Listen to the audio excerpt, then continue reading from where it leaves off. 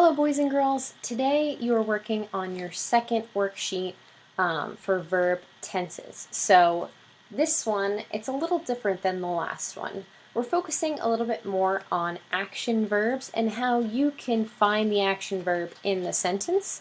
So the first set of directions says circle the action verb in each sentence. Remember, the action verb is the action that the subject of the sentence is doing.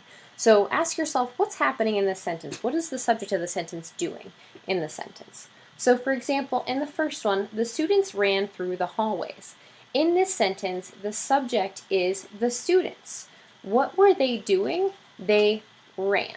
So you don't have to tell me what tense this is, you just have to identify where the action verb is in the sentence by circling it. So in number one, I circled ran because that's the action that's being done by the subject, the students. So you'll just do that for numbers 1 through 10 on this page. Then at the bottom, the directions change. The second set of directions says, write the word past, present, or future on the line. So you'll notice in numbers 11 through 19, the action verb is already underlined for you. You just have to tell me whether that action verb is written in the past tense, the present tense, or the future tense. So let's look at number 11. Number 11 says, I will go to school on Monday. The action verb in that sentence is will go.